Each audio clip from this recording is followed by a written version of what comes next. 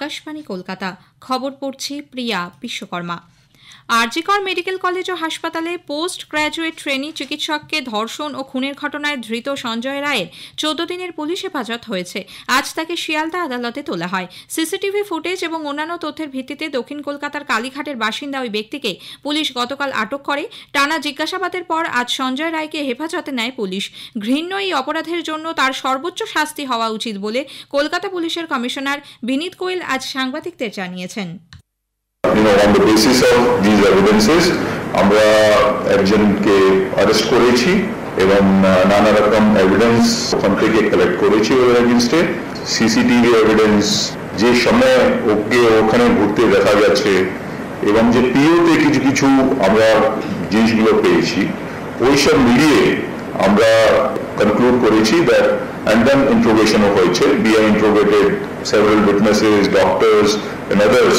And in total, putting this all together, we have concluded that there is a very, very strong complicity. He is a criminal of the highest order, and we would see to it that he gets the highest punishment.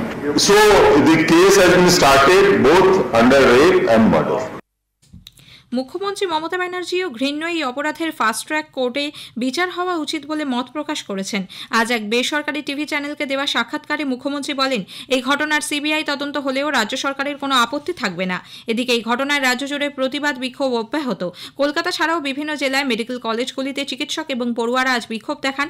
RG Kar national medical college, Kolkata medical college, Sagar Dutta, Bankura Sammilani, Bardhaman, Medinipur এবং Rampurhat medical college ও হাসপাতালের junior ডাক্তাররা কর্মবিরতি পালন করছেন। আরজিকরের senior resident চিকিৎসকদের একাংশ আন্দোলনে সামিল হয়েছেন। সুপারের পদত্যাগের দাবি জানিয়েছেন তারা। হাসপাতালগুলির জরুরি বিভাগ ছাড়া অন্যান্য পরিষেবা ব্যাহত হচ্ছে। অসুবিধায় পড়েছেন রোগী ও তাদের পরিবার। এনআরএস মেডিকেল কলেজ থেকে ডাক্তার ও পড়ুয়ারা আজ দুপুরে মিছিল করে আরজিকর হাসপাতাল পর্যন্ত যান। কলকাতার বিভিন্ন মেডিকেল কলেজের ছাত্রছাত্রী এবং স্বাস্থ্যকর্মীরাও তাতে সামিল হয়েছেন। অপরাধীর উপযুক্ত শাস্তির দাবি তুলেছেন চিকিৎসক পড়ুয়ারা।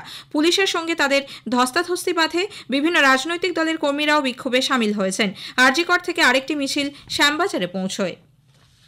এদিকে আরজিকরের এই ভয়াবহ ঘটনার প্রেক্ষিতে নবান্নে উচ্চ পর্যায়ের বৈঠকে বসেছেন মুখ্য সচিব ভগবতী প্রসাদ গোপালিকা। বিকেল 4টে থেকে শুরু হওয়া ওই বৈঠকে সরকারি হাসপাতালগুলিতে পরিকাঠামোগত উন্নয়নের পাশাপাশি চিকিৎসক ও স্বাস্থ্যকর্মীদের সার্বিক নিরাপত্তা সুনিশ্চিত করার বিষয়ে আলোচনা হচ্ছে বলে খবর। রাজ্যের স্বাস্থ্য সচিব নারায়ণ স্বরূপ নিগম, পুর ও নগর উন্নয়ন মন্ত্রী তথা কলকাতা পুরসভার মেয়র ফিরহাদ হাকিম সেখানে উপস্থিত আছেন। এর আগে স্বাস্থ্য সচিব নারায়ণ স্বরূপ নিগম মুখ্যমন্ত্রীর নির্দেশে আরজিকরে চিকিৎসকদের সঙ্গে বৈঠক করেছেন। তাদের বিভিন্ন দাবি দাওয়া গুরুত্ব সহকারে রাজ্য সরকার দেখবে বলে আশ্বাস দেন তিনি। উত্তর কলকাতা জেলা কংগ্রেস কমিটির পক্ষ থেকে সভাপতি রানা রায় চৌধুরীর নেতৃত্বে প্রদেশ কংগ্রেসের কর্মী সমর্থকরা আজ মেডিকেল কলেজের সামনে বিক্ষোভ দেখান। দক্ষিণ কলকাতা জেলা কংগ্রেস কমিটির পক্ষ থেকে ভবানীপুরে যদুবাবুর বাজারে বিক্ষোভ কর্মসূচি পালিত হয়। দক্ষিণ দিনাজপুরের বুনিয়াদপুরে মহকুমা শাসকের কার্যালয়ের সামনে বিক্ষোভ দেখায় ছাত্র পরিষদ। এসইউসিআই কমিউনিস্ট এই ঘটনায় রাজ্য জুড়ে আজ পালন করছে প্রতিবাদ দিবস। এসএফআই, ডিওয়াইএফআই সহ বিভিন্ন দলের ছাত্র ও যুব সংগঠনের পক্ষ থেকেও প্রতিবাদ কর্মসূচি পালন করা হচ্ছে।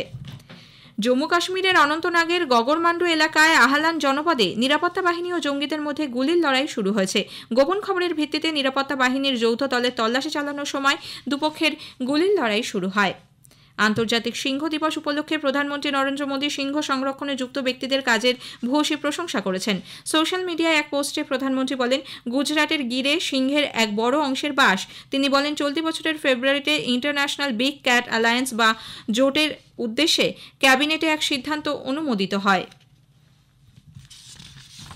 বাংলাদেশের সুপ্রিম কোর্টের প্রধান বিচারপতি ওবায়দুল হাসান পদত্যাগের সিদ্ধান্ত নিয়েছেন। সুপ্রিম কোর্ট চত্বরে আজ সাংবাদিকদের তিনি জানান, যাবতীয় প্রক্রিয়া মেনে রাষ্ট্রপতি মোহাম্মদ শাহাবুদ্দিনের কাছে পদত্যাগপত্র জমা দেবেন তিনি। প্রধান বিচারপতির সঙ্গে আরও কয়েকজন বিচারপতিও পদত্যাগ করছেন বলে খবর।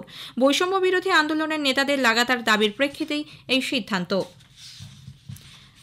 প্যারিস অলিম্পিক্সে মহিলাদের 76 কেজি ফ্রি স্টাইল কুস্তিতে ভারতের ঋতিকা হুদা আজ কোয়ার্টার ফাইনালে কিরগিজস্তানের মেদেত কিজি আইপেরির কাছে পরাজিত হয়েছেন। এর আগে ঋতিকা হাঙ্গেরির বার্নাডেট নাগিকে 12-2 ব্যবধানে পরাজিত করে কোয়ার্টার ফাইনালে ওঠেন। গলফে চতুর্থ রাউন্ডের ম্যাচে আজ খেলতে নামছেন ভারতের অদিতি অশোক এবং দীক্ষা ডাগর। ভারত এখনো পর্যন্ত 6টি পদক জিতেছে, এর মধ্যে 1টি রূপো ও 5টি ব্রোঞ্জ।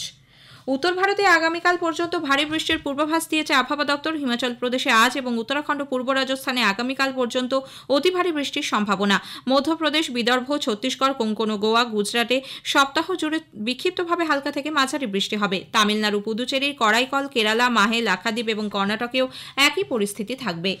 খবর শেষ হলো।